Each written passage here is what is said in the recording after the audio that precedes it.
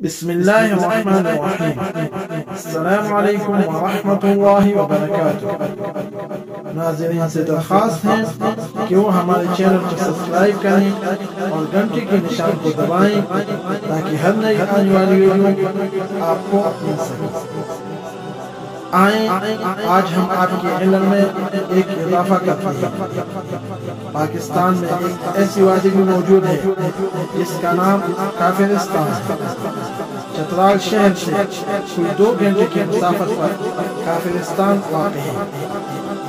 کلاش مذہب میں اللہ کا تصور تو ہے مگر کسی پیغمبر یا کتاب کا کوئی تصور نہیں. یہی کلاش مذہب وادی کا سرکاری مذہب ہے. ان کے مذہب میں خوشی ہی سب کچھ ہے. وہ کہتے ہیں جیسے کسی کی پیدائش خوشی کا موقع ہے اسی طرح کسی کا مرنا بھی خوشی کا موقع ہے.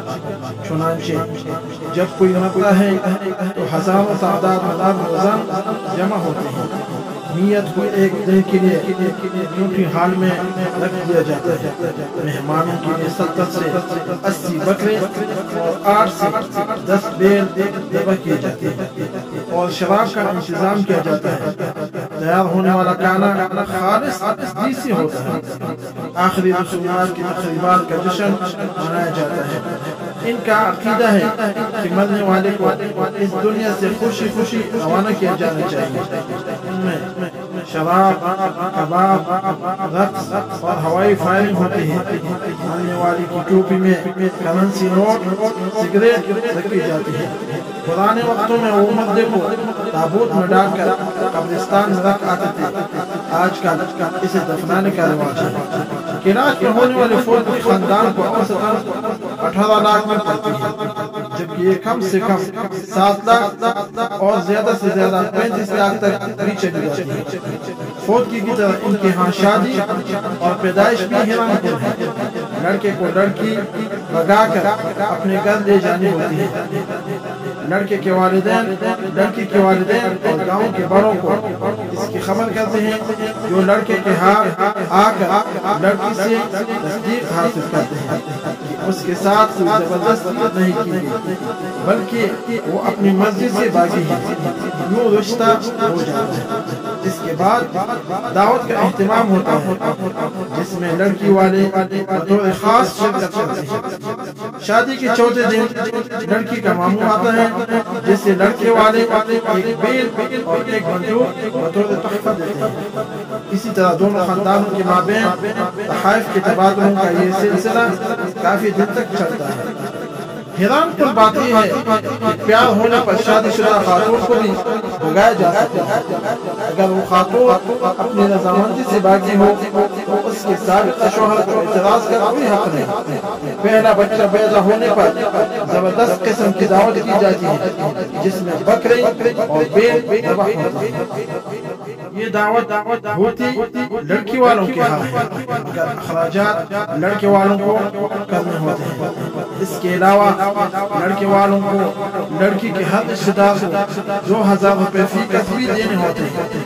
اگر پہلے بچے کے بعد اگلا بچہ بھی اسی جنس کا ہوا تو یہ سب کچھ اس موقع پر بھی ہوگا. یہاں تک کہ اگر مسلسل صرف لڑکے یا صرف لڑکیاں ہوتی رہی یہ رسم برقرار رہی. اس سے جان تبھی ٹوٹ سکتی ہے جب مخالف جنس کا بچہ پیدا ہو. اگر کلاش لڑکے یا لڑکی کو کسی مسلمان سے پیار ہو جائے تو شادی کی واحد صورت یہی ہے کہ کلاش کو اسلام قبول کرنا ہوگا خواہ وہ لڑکا ہو یا لڑکی. حالیہ عرصے میں شادی سے قطع نظر کلاش لڑکیوں میں اسلام تیزی سے پھیل رہا ہے جس سے مقامی لوگوں کے ساتھ ساتھ وہ یورپین NGOs بھی پریشان ہیں جو اس علاقے میں کام کر رہی ہے. چنانچہ NGOs کی جانب سے ہر کلاش فرد کے لیے ایک بینک اکاؤنٹ کھولا گیا ہے جس میں ہر ماہ پابندی کے ساتھ بیرون ملک سے رقم ڈالی جاتی ہے جس کے عوض فقط یہی مطالبہ کیا جاتا ہے کہ مسلمان بننے سے پرہیز کیا جائے، اور اگر کلاش مذہب سے بیزار ہو تو عیسائی بن جائے، لیکن مسلمان بننے سے گریز کریں۔ ان وادیوں میں پیدا ہونے والا بچہ رہتا تو کافرستان میں ہی ہے، لیکن اسے پیدائش کے ساتھ ہی کوئی یورپین گود لے لیتا ہے اور وہ اس کے لیے ہر ماہ رقم بیچتا رہتا ہے۔